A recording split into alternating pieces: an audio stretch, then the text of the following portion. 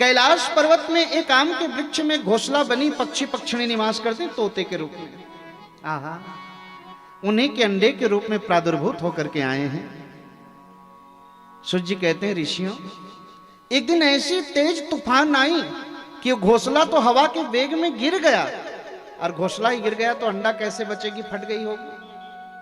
आहा, मेरे नारद जी को बड़ी चिंता हो गई। ऐसे संत धरती पर यदि नहीं आए तो भागवत धर्म का प्रचार नहीं हो पाएगा। क्या करूं, कैसे लाऊं? और नारद कोई कम संत नहीं है। नारद के नाम को जरा व्याख्या करके देखिएगा। ना धन रद, जिनकी बातों को रद्द करने का सामर्थ्य मेरे ईश्वर में भी नहीं, उसका नाम नारद है। हमारे देहात में गलत प्रचलन हम लोगों ने चला दी।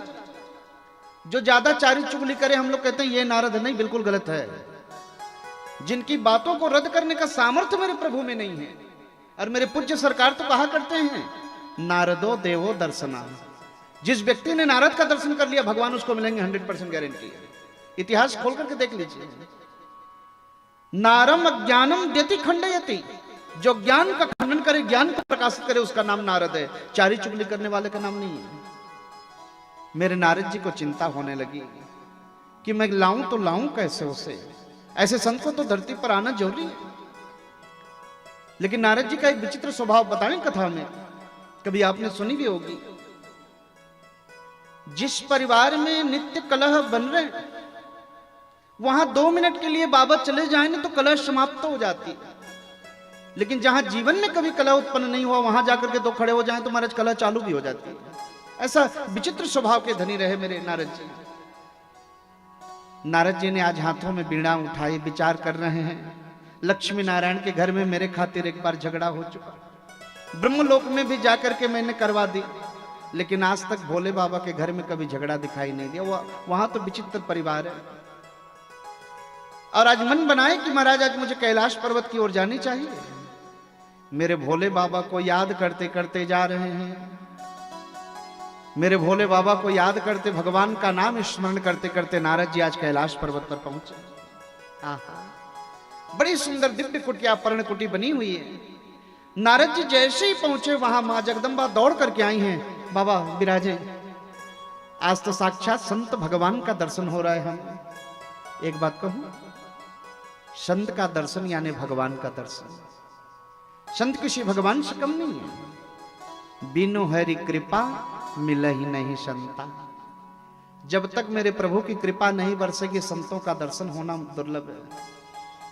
माने जाकर के साष्टांग क्या कहते हैं, विराजे बाबा बहुत दिनों में आए। आप जैसे संत आते हैं घर में पवित्रता बनी रहती है। विराजे, बड़े सुंदर आसन दिया है मां ने। कुछ पात्र में कुछ प्रसादी ला करके रखे, कहते हैं पाओ ना, अच्छा लगेगा मुझे। नारद जी बैठे बड़े प्यार से। मां जगदम्बा कहती हैं, एक बात पूछनी है आपसे। पहले तो हफ्ते महीने में आप इधर डोला करते, आज बहुत दिनों बाद दिखाई दिए, कारण है कुछ? नारद जी कहते हैं, ना मां, आजकल ना मैं अपने घर में बैठे बैठे भजन कर लेता हूं, कहीं आना जाना बिल्कुल बंद कर दिया। बोले क्यों, कोई कारण हुआ होगा? बोले एक कारण दिखा मुझे। क्या? बोले सुर नर मुनि सब की यह रीति, और स्वार्थ लाग करहि सब प्रीति। ये दुनिया बड़ी स्वार्थी हो गई है मां। बिना स्वार्थ का कहीं पर कोई प्रेम नहीं। और जहां स्वार्थ से भरी हुई दुनिया है, क्यों जाना वहां। आजकल मैं इसीलिए घर में बैठे बैठे भजन करता हूं। आज तो प्रभु की याद आ गई तो मैं इधर चला। बोले बड़ी कृपा की है आपने। लेकिन बेटा एक बात पूछें आपसे। बोले पूछिए मां। जगदम्बा कहती है, तुम दुनिया को स्वार्थी बता रहे हो, लेकिन मेरे पति परमेश्वर जो भोले बाबा हैं, कितना अद्भुत प्रेम करते हैं मुझसे। नारद बोले कितना करते हैं मां? बोले शास्त्रों में मैंने एक दिन सुना है, पढ़ा है, लिखा है कि महाराज गोपनीयम गोपनीयम प्रयत्न सदा। कई बातें ऐसी हैं जिंदगी की जो एकदम गोपनीय से गोपनीय रखनी चाहिए। बोले कैसी बातें? मान लो आपको कभी दीक्षा दिया होगा गुरुजी ने, आपको ये स्मरण होगा। गुरुजी उस समय कहते हैं, बेटा जो नाम तुमसे मैं दे रहा हूं किसी से कहना मत। और जो कान में दीक्षा मिलती है ना मेरी माँ, हो सके तो अपनी पति से भी नहीं कहनी चाहिए। और पति को पत्नी से नहीं कहनी चाहिए, दोष लगती है। और मंत्र का तो असर ऐसे बताया, शास्त्रों में हमने पढ़ी है, 6 कान से यदि 7वां में गई तो असर खत्म। पोलियो की ड्रॉप देखें, पोलियो की ड्रॉप को फ्रीजर से बाहर निकालो तो 5 मिनट तक असर करेगी। जैसे ही 6वां मिनट हुआ असर खत्म। उसे कई मंत्र हैं। दीक्षा तो जिया जाता है कान में, 6 कानों से 7वां में नहीं जानी चाहिए। आजकल की बात अलग है कि माइक में दीक्षा दे रहे हैं हजारों की संख्या को। ये कैसी विडंबना है, वो करने वाले जाने और लेने वाले जाने, वो तो आप लोग समझिए। लेकिन हमारी परंपरा कुछ और कहती है महाराज, गोपनीयम गोपनीयम प्रयत्न सदा, ऐसा मैंने सुना।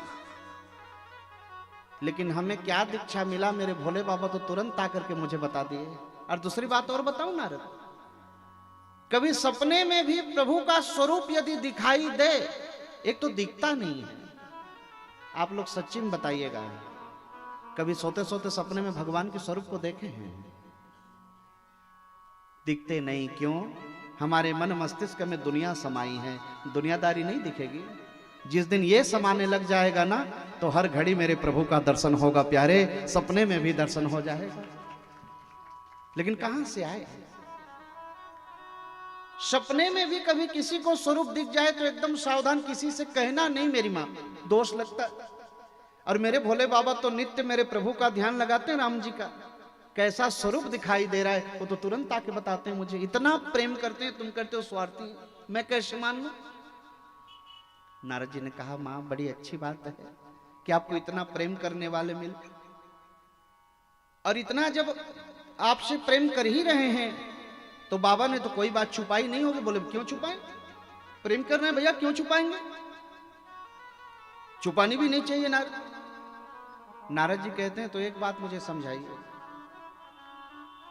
भगवान भोले बाबा के गले पर एक नरमुंडों की माला मैंने देखी है मां। वो जितने नरमुंड में सिर लगे हुए हैं किसके हैं मां? अब मां पार्वती का दिमाग चकराया। सब चीज तो रोज बताते हैं लेकिन इसके बारे में तो नहीं बताया। नारद जी कहते हैं क्या खाक प्रेम है ये?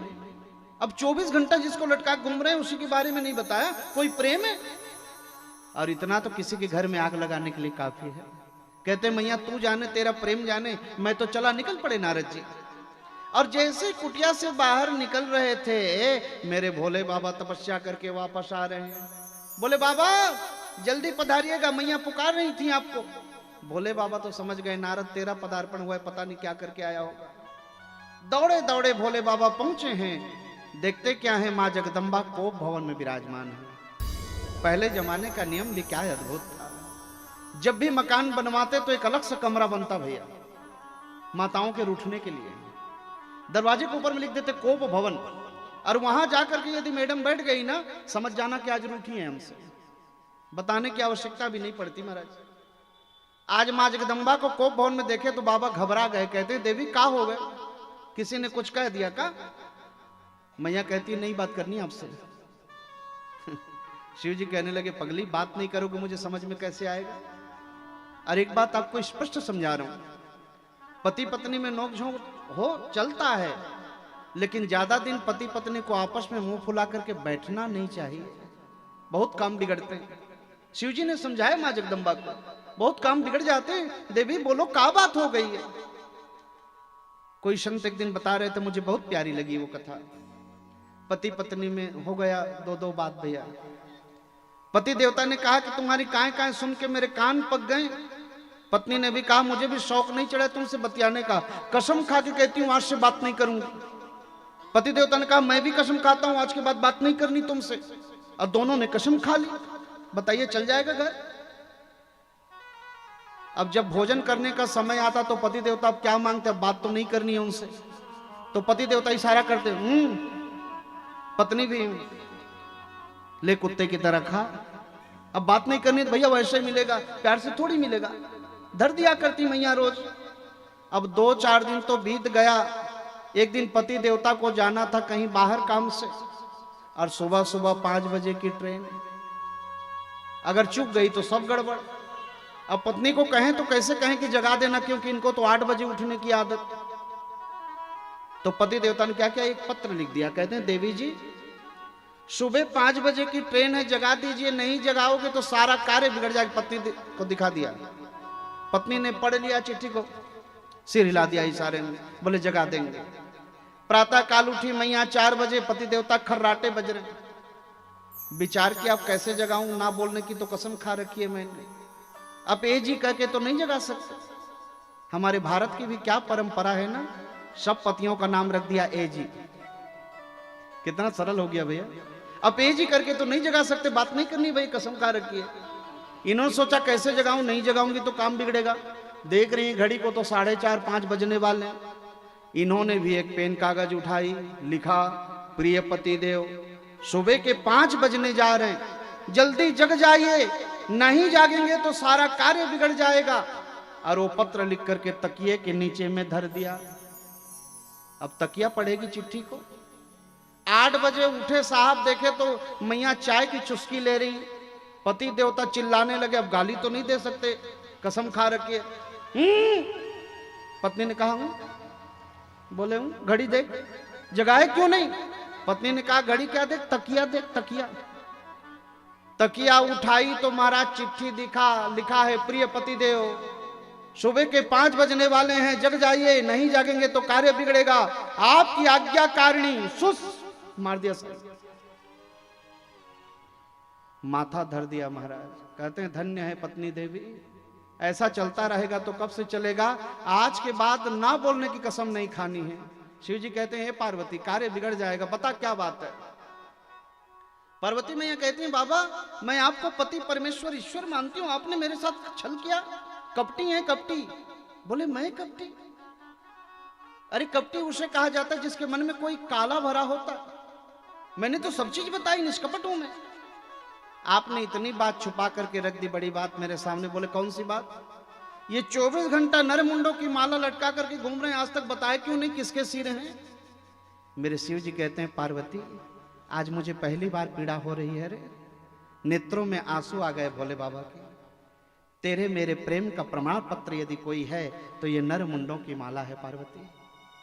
आज तक तुमने पूछा नहीं और हमने बताया नहीं। ये नर मुंड जितने लगे हैं किसी और के नहीं पार्वती, सब तेरे हैं।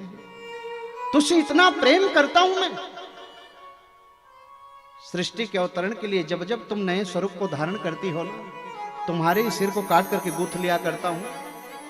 तेरे मेरे के प्रेम का प्रमाण पत्र ये, और तुमने मुझे कपटी कहा। मैया कहती कपटी नहीं, महाकपटी। यहां बोले अब क्यों, अब तो बता दिया ना जी। बोले बाबा ऐसी कौन सी औषधि आपने पी रखी है जिसके कारण आपको कभी मरना नहीं पड़ता, मुझे बार बार मरना पड़ता है? वो कौन सी औषधि है बाबा? मेरे भोले बाबा कहते हैं देवी वो औषधि कोई और नहीं, मैंने अमर कथा का पान कर लिया है रे। वो अमर कथा को कोई व्यक्ति एक बार पी ले वो जीव अमर हो जाता है पार्वती। पार्वती कोप भवन से दौड़ते दौड़ते आके चरणों में बैठी, कहती बाबा मुझे अमर कथा सुनाइए, मैं भी आज आपके साथ में अमर हो जाना चाहती हूँ। मेरे भोले बाबा कहते हैं पार्वती वो अमर कथा कोई और नहीं, ये भागवत की दिव्य कथा ही वो अमर कथा है। जो जीव एक बार श्रवण कर ले वो जीव जन्म जन्मांतर तक अमर हो जाता है।